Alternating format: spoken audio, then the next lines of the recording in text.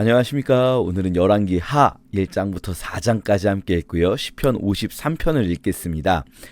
열왕기 하에 넘어오면서 이제 아합이 죽었고요.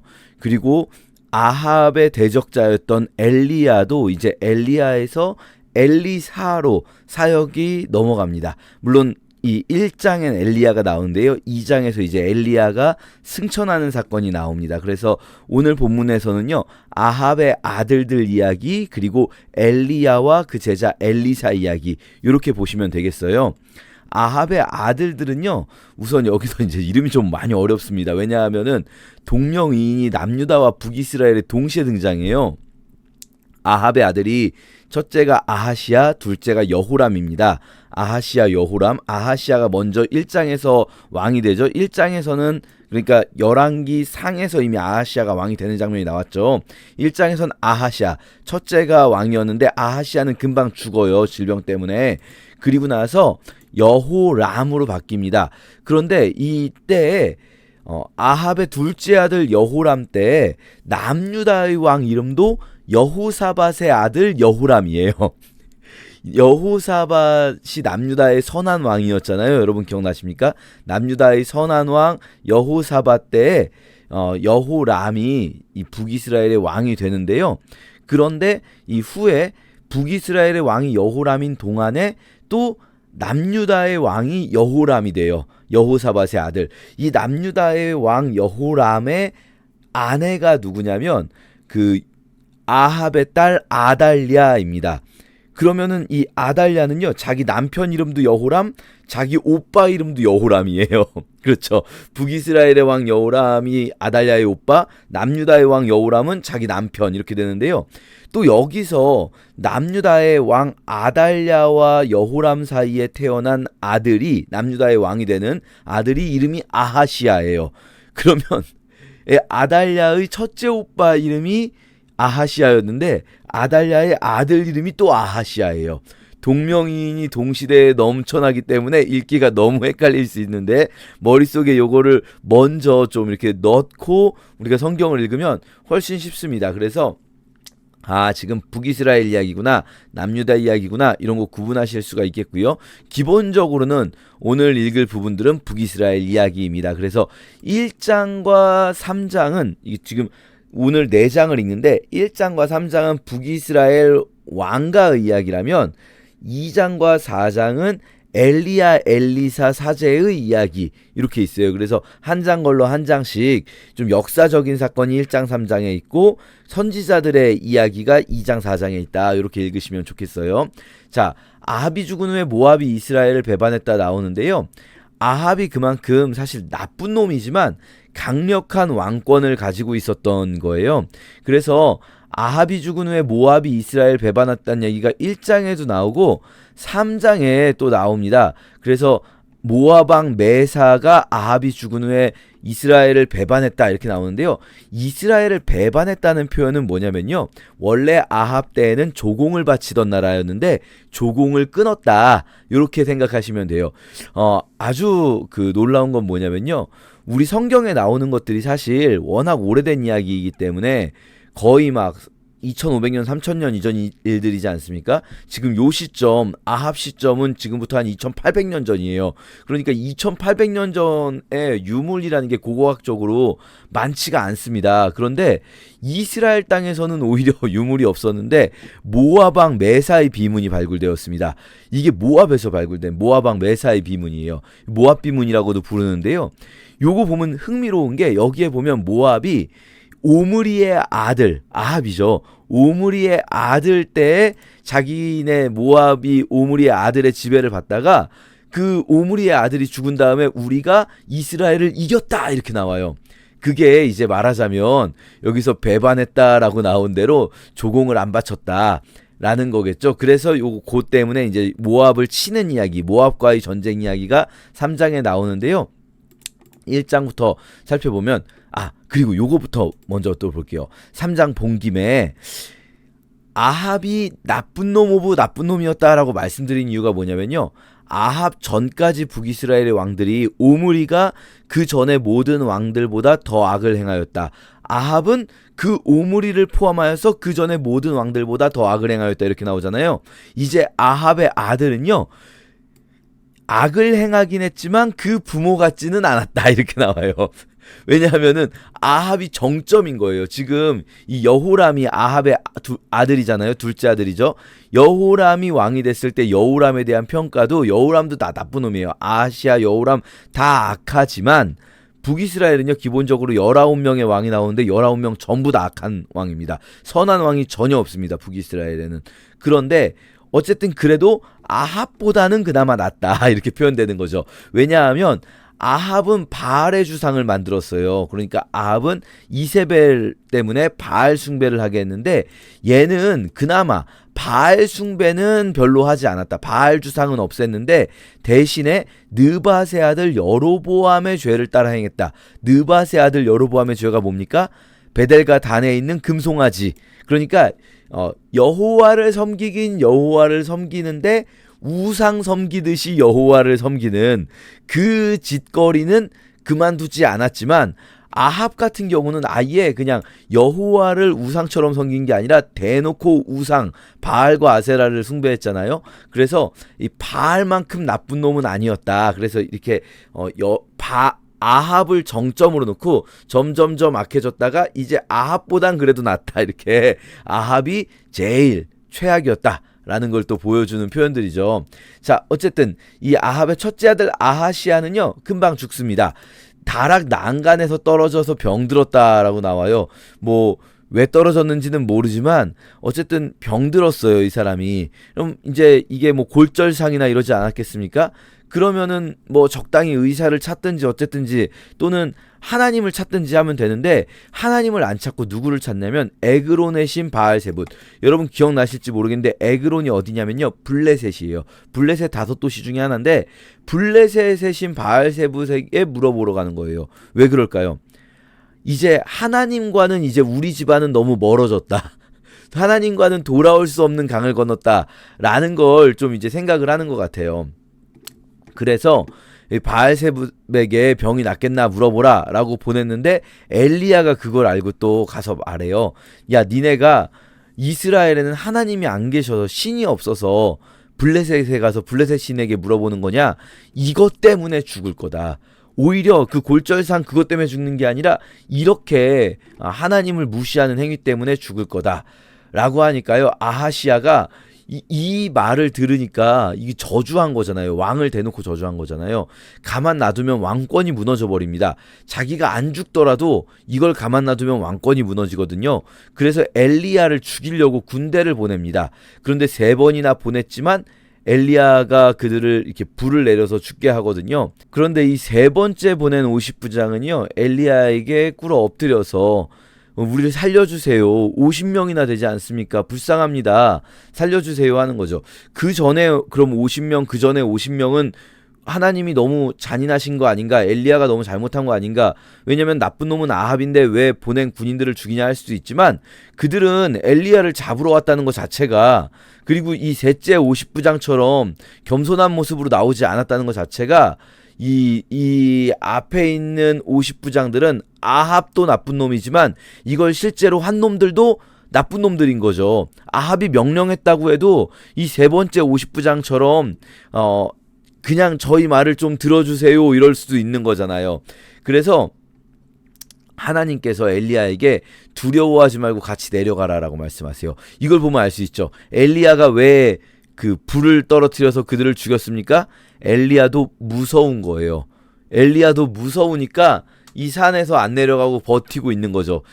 가면은 자기가 공격받을까봐. 하지만 하나님께서 엘리야에게 용기를 주시고 엘리야가 내려가서 왕 앞에서 대놓고 선포하고 왕이 죽습니다.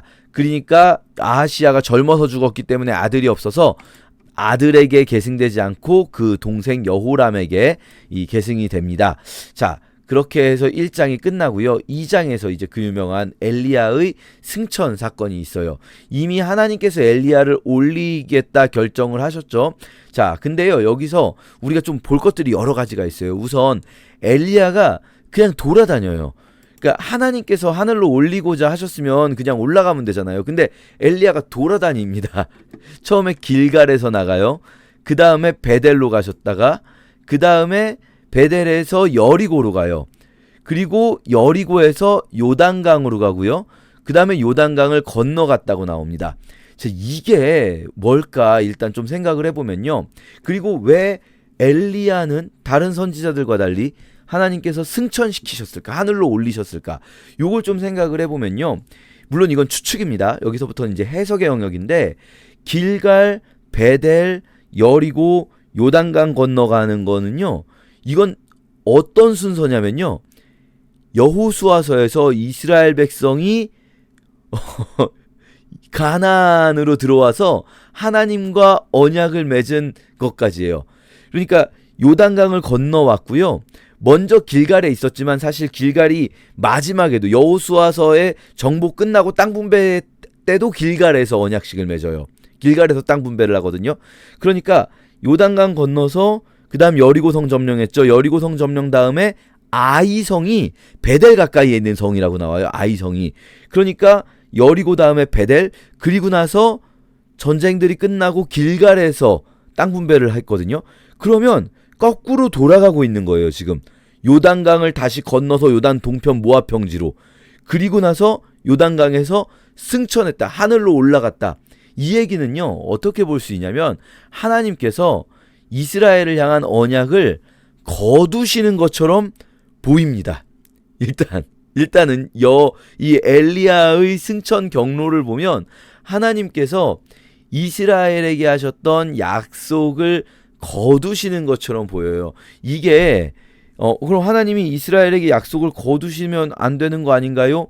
라고 생각할 수 있는데 북이스라엘은요 실제로 하나님의 이 언약이 마치 거두어진 것처럼 이후로 북이스라엘은 완전히 무너져 버리고 사라져 버려요. 남유다를 통해서는 하나님께서 이 언약을 계속 이어가시는데요. 그러니까 지금 엘리야, 엘리사는 북이스라엘에서 사역한 선지자들입니다. 엘리야, 엘리사는 남유다에는 하나님의 언약이 계속 흘러가는데 북이스라엘은 언약이 철회된 것처럼 보입니다. 어쩌면 바로 이 장면이 지금 하나님께서 언약을 철회하시고 마치 하늘로 이걸 다시 돌려 가지고 가시듯이 엘리야를 가지고 가시는 거죠. 그렇게 언약이 철회되는 것처럼 보인다라는 점 좀 신경을 쓰면 좋겠고요. 그 다음에 또 이 부분에서 우리가 볼 수 있는 게요. 엘리야가 가는 곳마다 3번, 이 3번이라는 숫자 중요해요. 3이라는 숫자 완전수인데요. 3번 엘리사에게 너는 여기 머물러라 라고 말해요. 이게 3번 나와요. 똑같이. 하나님께서 나를 베델로 보내시느니라 너는 여기 머물러라 라고 말을 하는데 계속해서 따라가겠다고 합니다. 엘리사가 이 3번 머물러라. 엘리사가 따라간다. 이 부분은요. 이것도 또 해석의 영역이 필요한데 왜 하나님 이렇게 하셨을까? 어차피 따라갈 거 그냥 같이 가자 이러면 되는데 왜 굳이 머물러라 했는가? 우선 엘리야의 심정을 좀 생각해 본다면 엘리야가 하나님께서 나를 데리고 가시려고 한다. 혹은 죽이신다라고 생각을 했을지도 모르죠. 데리고 가시려고 한다 생각했을 때 마지막 순간을 하나님 앞에 홀로 좀 있고 싶지 않았나 하는 생각도 할 수가 있는 것 같아요. 왜냐하면 요 똑같은 비슷한 장면이 엘리야가 죽으러 광야로 들어갈 때 브엘세바에다가 종을 두고 너는 여기 머물러 있어라 하고 자기는 광야로 들어가서 하나님 죽여주세요라고 하거든요. 그것처럼 이제 하나님께서 나를 데리고 가시니까 엘리사를 머물게 하는 것, 하나님과 독대하는 곳으로 나아가기 위해 엘리사를 머물게 하는 것이다. 이렇게 볼 수도 있을 것 같고요. 또 한 가지는 그럼에도 불구하고 이것이 엘리야가 엘리사를 시험하는 것이든 엘리야는 자기 감정대로 움직이고 있는데 하나님께서 엘리사를 시험하는 것이든 결과적으로는 엘리사가 따라가는 게 맞았던 거잖아요. 계속해서. 그러니까 엘리사 입장에서 본다면 이거는 엘리사에게는 테스트가 될 수 있어요. 하나님의. 너 여기 머물러 있어라 해도 끝까지 어디라도 이 스승님께서 힘든 길 가시더라도 스승님께서 정말 막 어려운 곳 가시더라도 끝까지 따라가겠습니다 라고 하는 엘리사 입장에서는 그것을 계속해서 따라가는 그런 장면이 될 수가 있는 거죠. 이때 그리고 되게 흥미로운 사람들이 등장하는 게 선지자의 제자들이에요. 이 선지자 무리들, 예언자 무리들이 있거든요. 앞에서도 잠깐 나왔는데 이때부터 본격적으로 엘리사 이야기에는요, 이 예언자 무리들이 계속 등장합니다. 선지자의 제자들, 사실은 선지자의 아들들이라고 되어 있는데 이 아들이 제자를 뜻하기도 하거든요. 히브리어로 베니. 그래서 선지자의 제자가 직역이겠고요. 자, 어쨌든 이 사람들이 나타나서 길갈에서도 여리고에서도 이 사람들이 나타나는데요. 보시면은 왜 엘리야가 엘리사한테 머물러 있어라 했는지 또 한 가지가 나와요. 뭐냐면 이 사람들이 엘리사에게 말해요. 당신 선생 데리고 가시는 줄 압니까? 어떻게 그런데 따라가면 어떡합니까? 엘리사가 나도 아니까 너흰 잠잠해라 라고 말하거든요. 이 사람들은요, 멀리 서서 바라봐요. 이게 무슨 말이냐면요, 승천시키신다는 것, 하나님 데려가신다는 것, 여러분 우리도 그렇게 표현합니다. 하나님이 데려가셨다. 이거 무슨 표현이죠? 죽는다는 표현이잖아요. 하나님 데려가셨다. 그러니까 하나님이 데려가신다는 거는 죽는다는 거예요. 어떻게 보면 이 땅에서의 삶은 어떻게든 끝난다는 거죠. 근데 만약에 그 엘리야 옆에 붙어 있다가 같이 데려가 버리시면 어떡합니까? 그러니까 이 사람들은 멀리 떨어져 있어요. 이 사람들은 선지자라고는 하지만 사실은 별로 그렇게 진짜 하나님의 선지자다운 모습을 보여주지는 못해요. 사실 잘. 그런데 이 사람들이 멀리 서서 보고 있습니다. 이 사람들은 그냥 엘리사는 죽으면 죽으리라 하고 따라가는 거예요. 그냥. 자, 그렇게 하면서 이 요단강을 건넙니다. 요단강을 건너기 전에 마지막으로 엘리야가 요단강을 건너면서 내가 이렇게까지 했는데 내가 마지막으로 너에게 어떻게 기도하면 좋겠냐라고 했더니 엘리사가, 여기서 우리가 이 부분 조금 오해하지 않으셨으면 좋겠는데요. 이거는 번역자들이 조금 많이 넣어버렸습니다. 뭐를. 왜냐하면요, 엘리사가 당신의 성령이 하시는 역사가 갑절이나 있게 하소서 이렇게 말씀하시고, 옛날에는 예전 개역 한글 버전에서는 영감, 갑절의 영감을 구한다고 나오고, 여기는 성령의 역사가 갑절이나 있기를 구한다고 나오는데요. 사실 원래 원어적으로 보면요, 그냥 당신의 영이 2배나 있게 하시옵소서라고 하는 거예요. 당신의 영이 2배의, 당신에게 일하셨던 그 영이 2배 있게 하옵소서입니다. 그래서 이게 그 KJV나 ESV 버전이 이 원어를 거의 그대로 가급적 단어 대 단어 직역을 한 버전들인데요. 보시면 당신의 영이, 당신에게 있었던 영이겠죠. 당신의 영이 내게 2배 있게 하옵소서 이렇게 된 거예요. 근데 이게 우리는 성령의 역사라고 해버리면 어떻게 돼버리냐면요, 이게 성령이 하시는 어떤 능력적인 일, 위대한 어떤 막 그런 스펙타클을 생각하게 돼요. 왜냐하면 우리가 엘리야 할 때 떠오르는 거는 갈멜산 대결이고 위대한 스펙타클이거든요. 근데 사실, 그리고 막 앞에서도 불 떨어뜨려가지고 50부장들 죽이고, 근데 사실 호렙산에서 하나님 말씀하셨잖아요. 퍼포먼스로 보여주셨잖아요. 그렇게 불 가운데 이 바람 가운데 지진 가운데 하나님이 임재가 표현되는 것이 아니라 하나님의 임재는 세미한 음성 가운데 계시다는 것. 이게 꼭 진짜 하나님의 음성으로만 일하신다는 뜻이 아니라 엘리야에게 그걸 보여주신 거잖아요. 그러면 설마 엘리사가 또다시 당신에게 일하셨던 그 역사, 능력, 그 어떤 막 불 떨어지는 그 능력, 그거를 구했다고 보는 것이 과연 맞는 것일까? 저는 사실 여기에 좀 의문이 있습니다. 그냥 직역한다면 영이, 당신에게 일하셨던 영이 2배로 있게 하시옵소서 이렇게 한다든지, 당신에게 계시던 성령께서 2배로 있게 하시옵소서 이렇게 한다든지, 아니면 차라리 예전 번역이 더 좋았다고 봐요. 개역 한글판에 영감이 있게 하시옵소서는요, 영적인 능력, 지금 개역 개정판은 영적인 능력에 초점을 맞춘 건데 개역 한글판은 영적인 감각에 초점을 맞췄거든요. 번역할 때 영적인 감각이라는 게 뭡니까? 하나님의 음성을 들을 수 있는 이 청각, 하나님 안에 있을 때 따뜻함을 느낄 수 있는 촉각, 하나님으로부터 벗어나면은 막 춥고 이런 감각이라는 거잖아요. 우리의 오감과 같은 감각, 하나님 안에 있을 때 하나님을 볼 수 있는 시각, 이런 것들을 달라고 하는 게 오히려 더 자연스럽지 않은가. 왜냐면 엘리야에게 필요했던 거는 바로 그 세미한 음성을 들을 귀였던 거지, 하늘에서 불 내리는 능력이 핵심이 아니었거든요.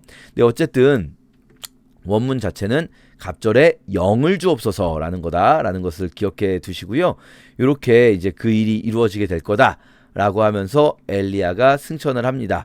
자, 그리고 나서 이 선지자의 제자들은 또 이 무리들, 이 사람들이 여러분 선지자의 제자라고 됐다고 해서 엘리야의 제자라는 뜻이 아닙니다. 이 사람들 그냥 자기들끼리 모여서 집단 생활하면서 일종의 선지자 훈련을 하는 거예요. 자기들끼리. 그래서 선지자의 무리들 이렇게 번역하는 번역본들도 있습니다.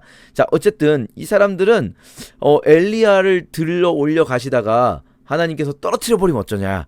그러니까 이 사람들이 생각하는 건 그 하나님께서 엘리야를 데려가시는 줄 알지 못하냐, 당신 스승님 데려가시는 줄 알지 못하냐라고 했을 때 이 사람들이 생각했던 거는 엘리야가 죽을 거라는 얘기지 산채로 승천할 거라는 얘기가 아니었던 거예요. 그래서 지금 막 엘리야가 어디 산골짜기에 떨어져 있으면 어떡하냐 하면서 찾으러 다니는 웃지 못할 에피소드. 그러니까 이들이 그렇게 엘리야가 이들하고 같이 사역을 안 하려고 해요. 사실 이들이 오바댜가 이 사람들 살려주고 그랬거든요. 이 아합의 충신 오바댜가. 그런데 엘리야는 이 사람들하고 같이 사역 안 하려고 했어요. 왜냐면 이 사람들이 이렇게 영적으로 무감각한 사람들이에요. 영적으로 하나님 하시는 일을 정말 모르는 사람들이에요. 그런 걸 보여주죠. 이 에피소드들도. 자, 그런가 하면 엘리사는 갑자기 여기서 이 돌아가는 길에 두 가지 에피소드가 짧게 있습니다. 첫째는요. 여리고성이 물이 나빠서 토산이 익지 못하고 떨어집니다. 라고 했더니 엘리사가 그 여리고의 물을 깨끗하게 해줬다. 그래서 여러분이 엘리사가 여리고의 물을 깨끗하게 해줬기 때문에 지금 이스라엘에 가면 여리고에 생수공장이 있습니다. 좀 웃기지만 진짜로 지금은 잘 모르겠네요. 제가 한 10년도 넘게 전에 이스라엘 갔을 때 진짜로 생수공장이 있더라고요. 그 엘리사 생수였어요. 자, 어쨌든 엘리사가 여리고를 회복시키는 것, 요 에피소드가 무슨 의미일까요, 여러분? 여리고를 회복시키는 것. 자, 여리고는 언제부터 저주받은 땅이 되었을까요? 여호수아서에서 저주받았고요. 여기에 다시 성을 쌓는 자는 반드시 그 첫째 아들과 막내 아들 죽을 것이다 말씀하셨는데 아합 왕 때에 이 여리고성을 다시 만든 거예요. 아합 왕 때 무너졌던 여리고성을 다시 만들었어요. 그랬는데 성은 다시 만들었지만 여전히 저주받은 땅이기 때문에 물이 좋지 않아서 토지소산이 나오질 않는 거죠. 그런데 엘리사가 여리고 성의 그 물을 고쳤다라는 것, 무엇이겠습니까? 마치 엘리야를 통해서 언약이 거두어졌어요. 그럼 하나님이 이제 그 땅을 완전히 돌아보지 않으시고 버리시는가? 그렇지 않으시고 그 땅의 백성들을 여전히 하나님은 지켜주고자 하세요. 다만 언약은 거둬져서 이 북이스라엘이 계속해서 이어져 나가지는 못해요. 나중에 끊깁니다. 왕가의 대가. 그래도 하나님께서는 선지자를 그때까지도 계속 보내시죠. 그러니까 이 북이스라엘 왕가의 대가 끊기는 것은 북이스라엘의 잘못인 거고요. 그러나 하나님께서는 이 북이스라엘의 죄악으로 인해서 북이스라엘에는 언약을 이어가지 않으시지만 그럼에도 불구하고 하나님께서는 이렇게 여리고를 회복시키심으로써 이 여호수아 때에 저주받았던 그 땅에도 살아가는 사람들을 하나님 도우시는 것 아닌가.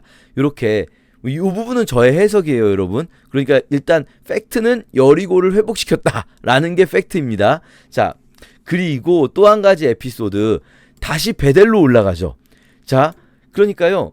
엘리야가 여호수아서의 진입을 반대로 역순으로 돌아가서 하늘로 올라갔는데 엘리사가 다시 요단강을 건너오고, 길갈은 사실 요단강 건너면 여리고 전에 길갈인 거예요. 길갈 지나 여리고 지나 다시 베델로, 다시 이 엘리야가 갔던 길을 되짚어가고 있어요 지금. 그쵸?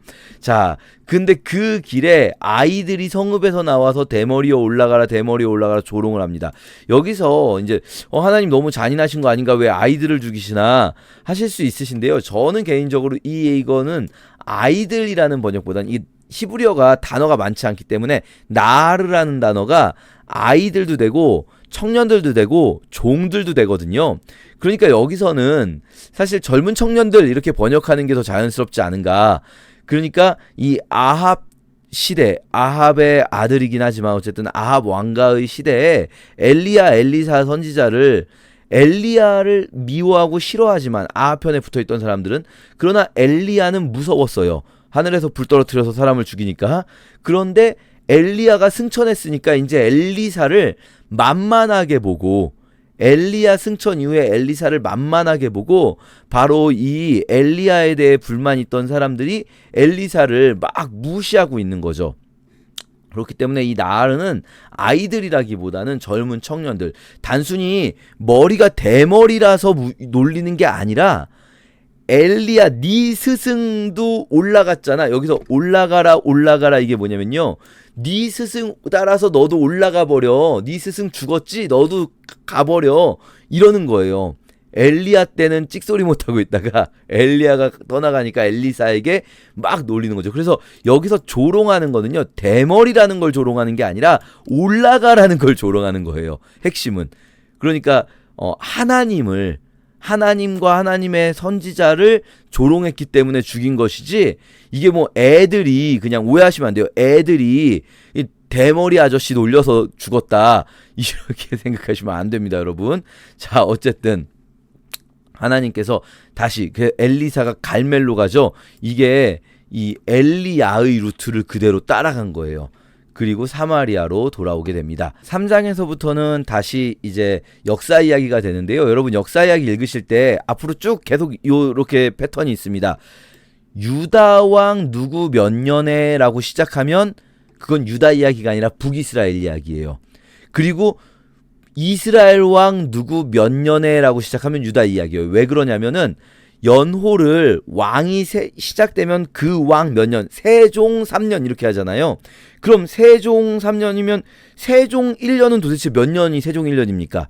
그거는 옆나라 연호로 얘기해줘야 되는 거예요. 그러다 보니까 북이스라엘의 왕이 등극한 해를 설명하기 위해서는 남유다의 왕 몇 년째 라고 설명해야 되고, 반대로 남유다의 왕이 등극한 연호를 설명하기 위해서는 이스라엘 왕 몇 년째, 이렇게. 그래서 유다왕 여호사밧 18째 해에 아합의 아들 여호람이 왕이 되었다라고 하는 거예요. 자, 이때 이제 모압이 배신했기 때문에 우리 아까 메사비문 봤었잖아요. 그것처럼 모압을 이제 치러 가는 사건이 나오는데요. 근데 여호사밧이 이미 아합 때부터 동맹이잖아요. 남유다가 아람에 대항하기 위해서 동맹을 맺었었던 거 기억나시죠? 물론 아람은 이제 이겼습니다. 아람은 이겼지만 여호사밧과 계속해서 동맹 관계인 거예요. 또 여호람의 여동생 아달랴가 이 여호사밧의 며느리잖아요. 며느리. 서로 사돈 관계죠, 이 사람들. 그래서 같이 공격하러 가는데요. 에돔 광야길로 가자라고 말합니다. 에돔 광야길은요, 이 북이스라엘이 모압을 침공하려면은 북이스라엘에서 바로 모압으로 갈 수가 있거든요. 요단강 건너면. 그런데 글로 친다면은 모압이 아마도 군대를 그쪽에 다 모아놓고 있었을 거예요. 왜냐면은 원래 북이스라엘에게 조공을 바치다가 조공을 끊었으니까 당연히 북이스라엘 국경 쪽에다가 군대를 모아놨겠죠. 그러니까 이 북이스라엘 입장에서는 여호람이 그쪽으로 치면 너무 정직하게 그냥 군대가 정면 대결하는 거잖아요. 그런데 여호사밧하고 어차피 친하니까 남유다를 통과해서 아래쪽을 치는 거예요. 아래쪽으로 이렇게 공격해 들어가려고 하는 거죠. 그러면 남유다하고도 이게 같이 해야 되지만 모압 아래 에돔이 있거든요. 그러니까 남유다, 에돔, 북이스라엘 연합군이 모압을 치러 갑니다. 에돔까지도 설득해가지고. 그래서 이스라엘 왕과 유다 왕과 에돔 왕이 가는데요. 이때 광야예요. 에돔, 모압 이 지역은 광야 지역이거든요. 물이 없는 거예요. 그러니까 막 물이 없어가지고 도대체 어떻게 해야 되는가 하는데 여호사밧, 선한 왕이죠. 이 사람은 선지자를 구합니다. 물을 구하지 않아요. 선지자를 구합니다. 이게 정말 다른 점이에요. 물이 없을 때 물을 구하는 사람이 있는가 하면 물이 없을 때 선지자를 구하는 사람이 있어요. 그러니까 그때 엘리사가 딱 그때 그 시점에 거기 있습니다. 여호사밧이 엘리사에게 가니까 엘리사가 야, 내가 아합 왕과 저놈들은 도저히 도와줄 수가 없는데 내가 진짜 장담하는데 여호사밧 아니었으면 내가 이 아합의 아들 여호람 절대 안 도와줬을 거다 하면서 갑자기 뭐라고 하냐면요. 이때 개천을 파래요. 골짜기에 개천을 팔아. 이게 뭐냐면 골짜기에 이렇게 웅덩이 파라는 거예요. 웅덩이를 팔아. 그러면 너희가 바람도 없고 비도 없는데 물이 가득할 거다. 그러면은 웅덩이를 파놓으면 물이 생긴다는 거거든요. 이게 무슨 일이냐면요. 여러분, 시간이 좀 많이 지나긴 했지만 제가 영상 하나 보여드릴게요. 이게 이스라엘의 광야입니다. 이게 이스라엘 광야 지역이거든요. 그냥 진짜 아무것도 없죠. 비도 안 오고요. 그냥 광야예요. 그냥. 그런데 여기 와디라고 해서 물 흐른 자국만 있는 그런 계곡들이 있습니다. 그런데 사람들 모여 있죠. 왜 모여 있냐면요. 잘 보시면, 제가 시간 좀 빨리 돌려보시면 여기서부터 뭐가 이렇게 흘러내려오지 않습니까? 물이 흘러내려와요. 갑자기 그냥 맨 땅인데 갑자기 물이 흘러내려오죠. 물이 철철철 엄청나게 내립니다.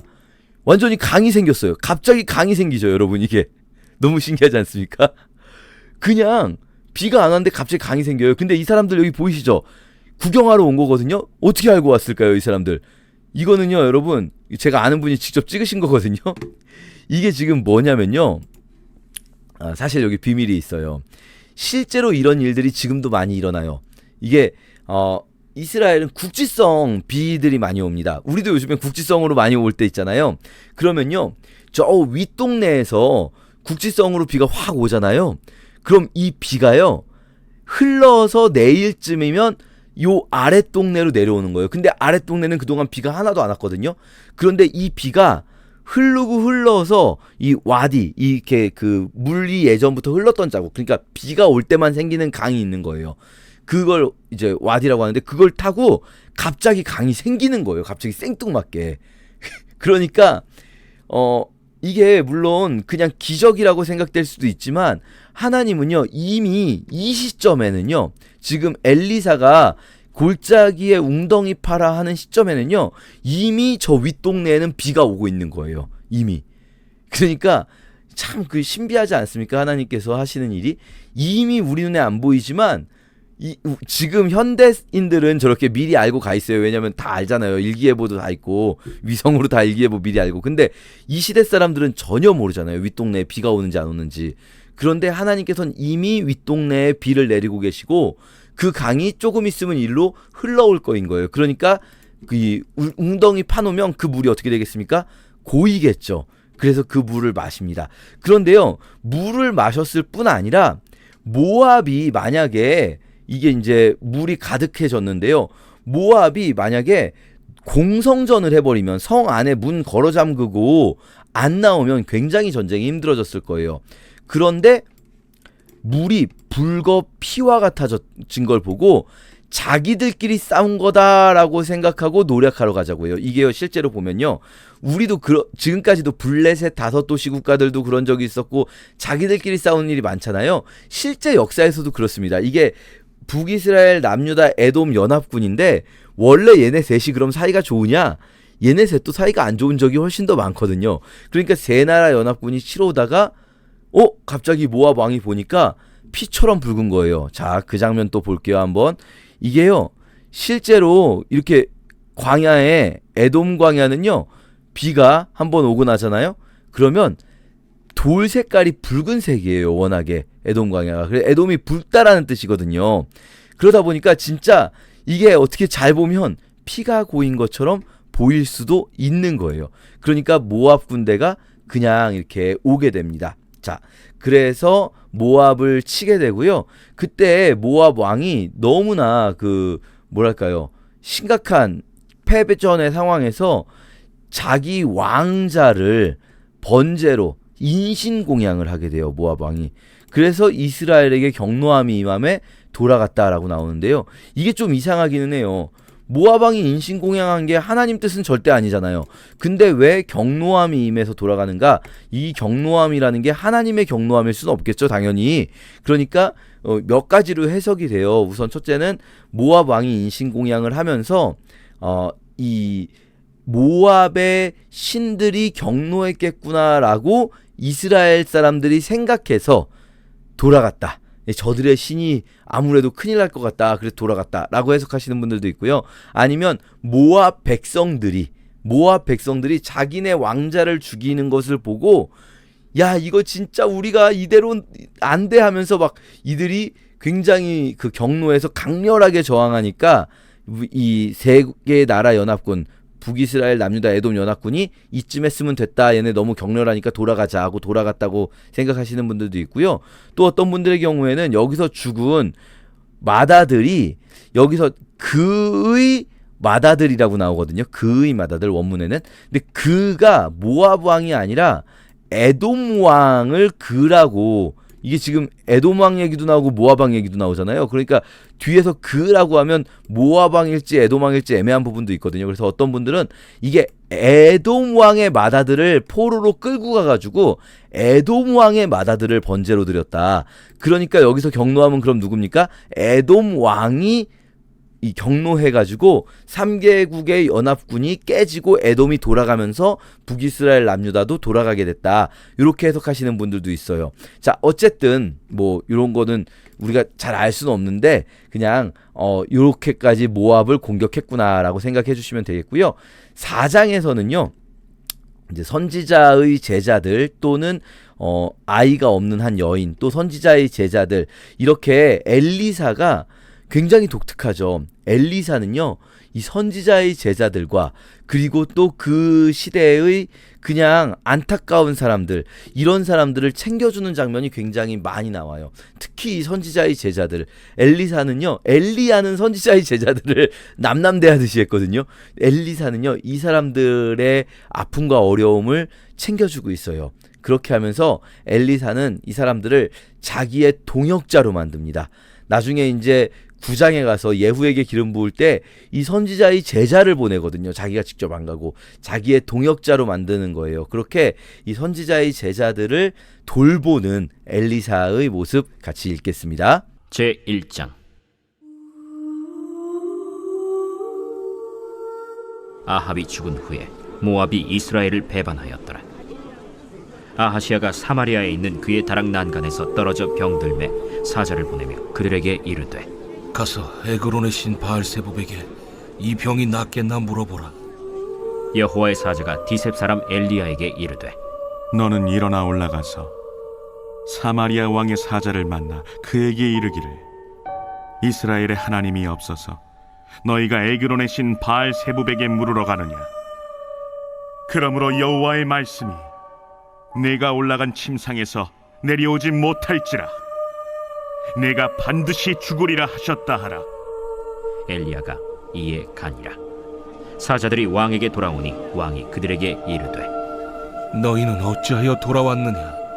한 사람이 올라와서 우리를 만나 이르되, 너희는 너희를 보낸 왕에게로 돌아가서 그에게 고하기를, 여호와의 말씀이 이스라엘의 하나님이 없어서 내가 에그론의 신 바알세붑에게 물으려고 보내느냐? 그러므로 내가 올라간 침상에서 내려오지 못할지라 내가 반드시 죽으리라 하셨다 하라 하더이다. 왕이 그들에게 이르되, 올라와서 너희를 만나 이 말을 너희에게 한 그 사람은 어떤 사람이더냐? 그들이 그에게 대답하되, 그는 털이 많은 사람인데 허리에 가죽띠를 띠었더이다. 그는 디셉 사람 엘리야로다. 이에 50부장과 그의 군사 50명을 엘리야에게로 보내매 그가 엘리야에게로 올라가 본즉 산꼭대기에 앉아있는지라. 그가 엘리야에게 이르되, 하나님의 사람이여, 왕의 말씀이 내려오라 하셨나이다.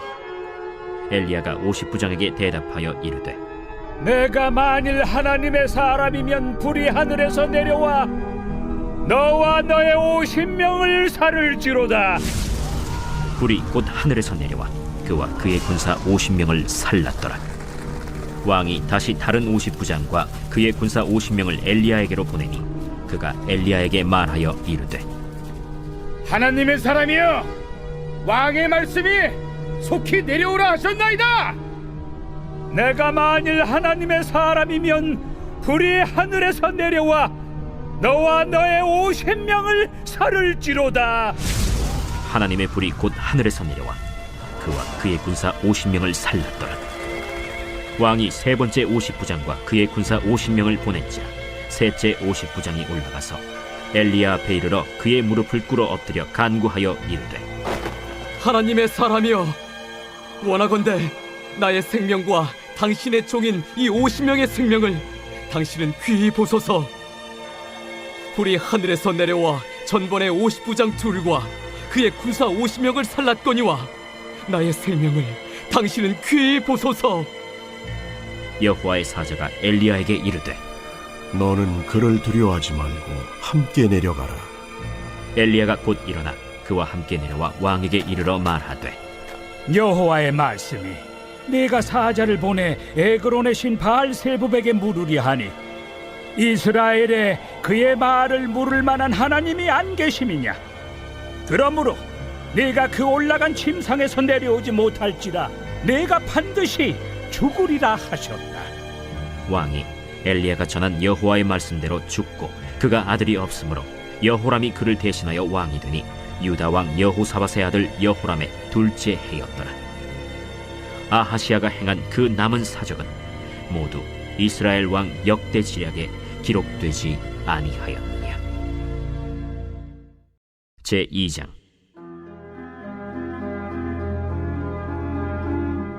여호와께서 회오리 바람으로 엘리야를 하늘로 올리고자 하실 때 엘리야가 엘리사와 더불어 길갈에서 나가더니 엘리야가 엘리사에게 이르되 청하건대 너는 여기 머물라. 여호와께서 나를 베델로 보내시느니라. 여호와께서 살아계심과 당신의 영혼이 살아있음을 두고 맹세하노니 내가 당신을 떠나지 아니하겠나이다. 이에 두 사람이 베델로 내려가니 베델에 있는 선지자의 제자들이 엘리사에게로 나와 그에게 이르되 여호와께서 오늘 당신의 선생을 당신의 머리 위로 데려가실 줄을 아시나이까? 나도 또한 아노니 너희는 잠잠하라. 엘리야가 그에게 이르되 엘리사야, 청하건대 너는 여기 머물라. 여호와께서 나를 여리고로 보내시느니라. 엘리사가 이르되 여호와께서 살아계심과 당신의 영혼이 살아있음을 두고 맹세하노니 내가 당신을 떠나지 아니하겠나이다. 그들이 여리고에 이르매 여리고에 있는 선지자의 제자들이 엘리사에게 나와 이르되 여호와께서 오늘 당신의 선생을 당신의 머리 위로 데려가실 줄을 아시나이까? 엘리사가 이르되 나도 아노니 너희는 잠잠하라. 엘리야가 또 엘리사에게 이르되 청하건대 너는 여기 머물라. 여호와께서 나를 요단으로 보내시느니라. 여호와께서 살아계심과 당신의 영혼이 살아있음을 두고 맹세하노니 내가 당신을 떠나지 아니하겠나이다. 이에 두 사람이 가니라. 선지자의 제자 50명이 가서 멀리 서서 바라보매 그 두 사람이 요단가에 서 있더니 엘리야가 겉옷을 가지고 말아 물을 치매 물이 이리저리 갈라지고 두 사람이 마른 땅 위로 건너더라. 건너매 엘리야가 엘리사에게 이르되 나를 내게서 데려감을 당하기 전에 내가 내게 어떻게 할지를 구하라. 당신의 성령이 하시는 역사가 갑절이나 내게 있게 하소서.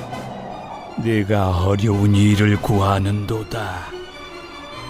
그러나 나를 내게서 데려가시는 것을 내가 보면 그 일이 내게 이루어지려니와 그렇지 아니하면 이루어지지 아니하리라. 두 사람이 길을 가며 말하더니 불수레와 불말들이 두 사람을 갈라놓고 엘리야가 회오리 바람으로 하늘로 올라가더라. 엘리사가 보고 소리 지르되 내 아버지여, 내 아버지여, 이스라엘의 병거와 그 마병이여 하더니 다시 보이지 아니하는지라. 이에 엘리사가 자기의 옷을 잡아 둘로 찢고 엘리야의 몸에서 떨어진 겉옷을 주워가지고 돌아와 요단 언덕에 서서 엘리야의 몸에서 떨어진 그의 겉옷을 가지고 물을 치며 이르되 엘리야의 하나님 여호와는 어디 계시니까? 하고 그도 물을 치매 물이 이리저리 갈라지고 엘리사가 건너니라. 맞은편 여리고에 있는 선지자의 제자들이 그를 보며 말하기를 엘리야의 성령이 하시는 역사가 엘리사 위에 머물렀다 하고 가서 그에게로 나아가 땅에 엎드려 그에게 경배하고 그에게 이르되 당신의 종들에게 용감한 사람 50명이 있으니 청하건대 그들이 가서 당신의 주인을 찾게 하소서. 염려하건대 여호와의 성령이 그를 들고 가다가 어느 산에나 어느 골짜기에 던지셨을까 하나이다. 엘리사가 이르되 보내지 말라. 하나 무리가 그로 부끄러워하도록 강청하매 보내라. 그들이 50명을 보냈더니 사흘 동안을 찾되 발견하지 못하고 엘리사가 여리고에 머무는 중에 무리가 그에게 돌아오니 엘리사가 그들에게 이르되 내가 가지 말라고 너희에게 이르지 아니하였느냐? 그 성읍 사람들이 엘리사에게 말하되 우리 주인께서 보시는 바와 같이 이 성읍의 위치는 좋으나 물이 나쁨으로 토산이 익지 못하고 떨어지나이다.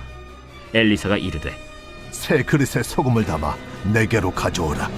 하매 곧 가져온지라. 엘리사가 물 근원으로 나아가서 소금을 그 가운데에 던지며 이르되 여호와의 말씀이 내가 이 물을 고쳤으니 이로부터 다시는 죽음이나 열매 맺지 못함이 없을지니라 하셨느니라. 그 물이 엘리사가 한 말과 같이 고쳐져서 오늘에 이르렀더라.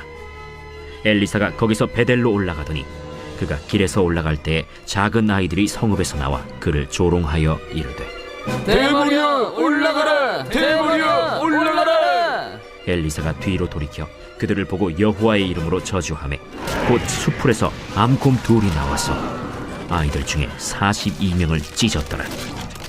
엘리사가 거기서부터 갈멜산으로 가고 거기서 사마리아로 돌아왔더라. 제3장.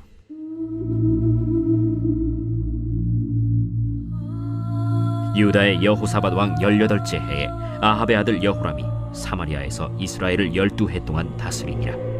그가 여호와 보시기에 악을 행하였으나 그의 부모와 같이 하지는 아니하였으니 이는 그가 그의 아버지가 만든 바알의 주상을 없이 하였습니다. 그러나 그가 느밧의 아들 여로보암이 이스라엘에게 범하게 한 그 죄를 따라 행하고 떠나지 아니하였더라. 모압 왕 메사는 양을 치는 자라 새끼 양 10만 마리의 털과 순양 10만 마리의 털을 이스라엘 왕에게 바치더니 아합이 죽은 후에 모압 왕이 이스라엘 왕을 배반한지라. 그때 여호람 왕이 사마리아에서 나가 온 이스라엘을 둘러보고 또 가서 유다의 왕 여호사밧에게 사신을 보내 이르되 모압 왕이 나를 배반하였으니 당신은 나와 함께 가서 모압을 치시겠느냐? 내가 올라가리이다. 나는 당신과 같고 내 백성은 당신의 백성과 같고 내 말들도 당신의 말들과 같으니이다. 우리가 어느 길로 올라가리이까? 에돔 광야 길로니이다. 이스라엘 왕과 유다 왕과 에돔 왕이 가더니 길을 둘러간 지 7일에 군사와 따라가는 가축을 먹일 물이 없는지라. 이스라엘 왕이 이르되 슬프다. 여호와께서 이 세 왕을 불러 모아 모압의 손에 넘기려 하시는도다. 여호사밧이 이르되 우리가 여호와께 물을 만한 여호와의 선지자가 여기 없느냐? 이스라엘 왕의 신하들 중에 한 사람이 대답하여 이르되 전에 엘리야의 손에 물을 붓던 사밧의 아들 엘리사가 여기 있나이다. 여호사밧이 이르되 여호와의 말씀이 그에게 있도다. 이에 이스라엘 왕과 여호사밧과 에돔 왕이 그에게로 내려가니라. 엘리사가 이스라엘 왕에게 이르되 내가 당신과 무슨 상관이 있나이까? 당신의 부친의 선지자들과 당신의 모친의 선지자들에게로 가소서. 그렇지 아니하니이다. 여호와께서 이 세 왕을 불러 모아 모압의 손에 넘기려 하시나이다. 내가 섬기는 만군의 여호와께서 살아계심을 두고 맹세하노니 내가 만일 유다의 왕 여호사밧의 얼굴을 봄이 아니면 그 앞에서 당신을 향하지도 아니하고 보지도 아니하였으리이다. 이제 내게로 검은 고 탈 자를 불러오소서. 검은 고 타는 자가 검은 고를 탈 때 여호와의 손이 엘리사 위에 있더니 그가 이르되 여호와의 말씀이 이 골짜기에 개천을 많이 팔아 하셨나이다. 여호와께서 이르시기를 너희가 바람도 보지 못하고 비도 보지 못하되 이 골짜기에 물이 가득하여 너희와 너희 가축과 짐승이 마시리라 하셨나이다. 이것은 여호와께서 보시기에 작은 일이라. 여호와께서 모압 사람도 당신의 손에 넘기시리니 당신들이 모든 견고한 성읍과 모든 아름다운 성읍을 치고 모든 좋은 나무를 베고 모든 샘을 메우고 돌로 모든 좋은 밭을 헐리이다. 하더니 아침이 되어 소재 드릴 때에 물이 에돔 쪽에서부터 흘러와 그 땅에 가득하였더라. 모압의 모든 사람은 왕들이 올라와서 자기를 치려 한다 함을 듣고 갑옷 입을 만한 자로부터 그 이상이 다 모여 그 경계에 서 있더라. 아침에 모압 사람이 일찍이 일어나서 해가 물에 비침으로 맞은편 물이 붉어 피와 같음을 보고 이르되 이는 피라. 틀림없이 저 왕들이 싸워 서로 죽인 것이로다. 모압 사람들아, 이제 노력하러 가자. 하고 이스라엘 진에 이르니 이스라엘 사람이 일어나 모압 사람을 쳐서 그들 앞에서 도망하게 하고 그 지경에 들어가며 모압 사람을 치고 그 성읍들을 쳐서 헐고 각기 돌을 던져 모든 좋은 밭에 가득하게 하고 모든 샘을 메우고 모든 좋은 나무를 베고 길 하레셋의 돌들은 남기고 물매꾼이 두루 다니며 치니라. 모압 왕이 전세가 극렬하여 당하기 어려움을 보고 칼찬 군사 700명을 거느리고 돌파하여 지나서 에돔 왕에게로 가고자 하되 가지 못하고 이에 자기 왕위를 이어 왕이 될 맏아들을 데려와 성 위에서 번제를 드린지라. 이스라엘에게 크게 경노함이 임하매 그들이 떠나 각기 고국으로 돌아갔더라.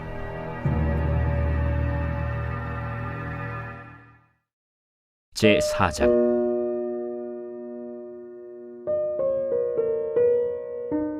선지자의 제자들의 아내 중에 한 여인이 엘리사에게 부르짖어 이르되 당신의 종 나의 남편이 이미 죽었는데 당신의 종이 여호와를 경외한 줄은 당신이 아시는 바니이다.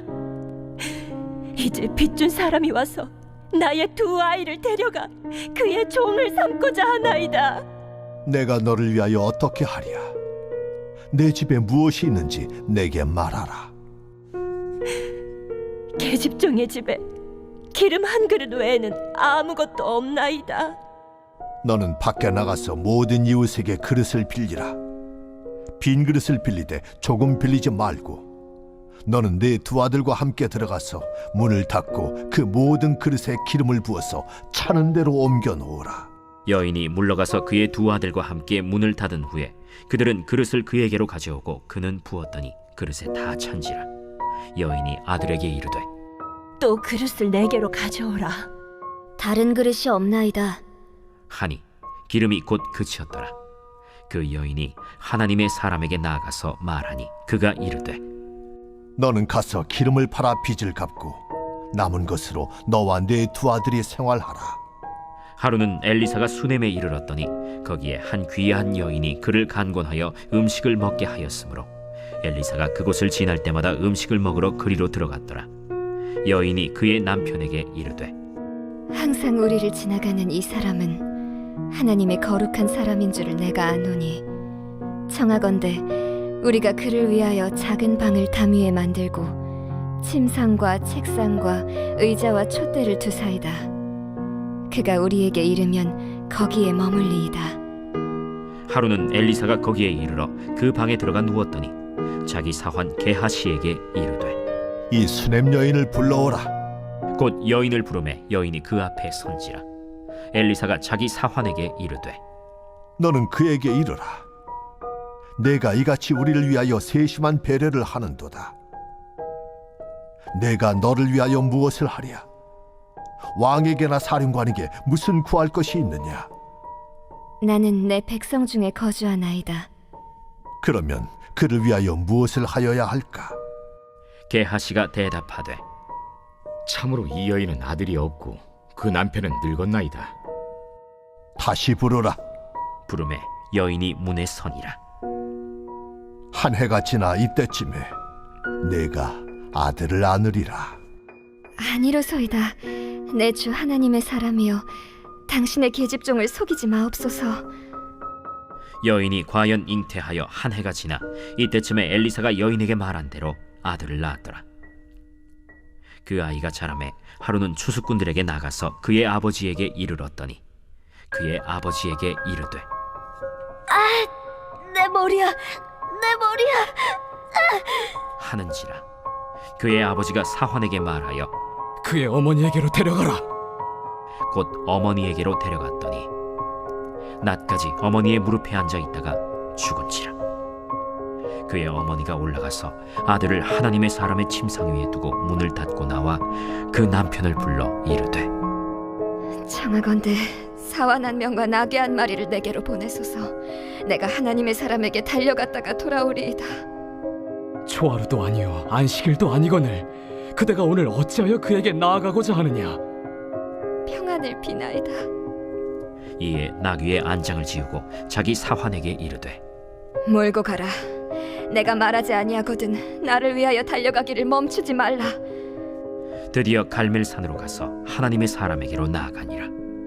하나님의 사람이 멀리서 그를 보고 자기 사환 게하시에게 이르되 저기 수렘 여인이 있도다. 너는 달려가서 그를 맞아 이르기를 너는 평안하냐? 네 남편이 평안하냐? 아이가 평안하냐 하라. 평안하다 하고 산에 이르러 하나님의 사람에게 나아가서 그 발을 아는지라. 게하시가 가까이 와서 그를 물리치고자 하매 하나님의 사람이 이르되 가만두라. 그의 영혼이 괴로워하지만은 여호와께서 내게 숨기시고 이르지 아니하셨도다. 내가 내 주께 아들을 구하더이까. 나를 속이지 말라고 내가 말하지 아니하더이까.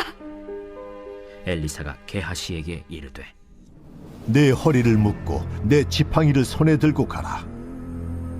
사람을 만나거든 인사하지 말며 사람이 내게 인사할지라도 대답하지 말고 내 지팡이를 그 아이 얼굴에 놓으라.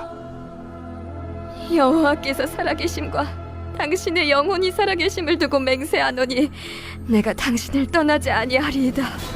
엘리사가 이에 일어나 여인을 따라가니라. 게하시가 그들보다 앞서가서 지팡이를 그 아이의 얼굴에 놓았으나 소리도 없고 듣지도 아니하는지라.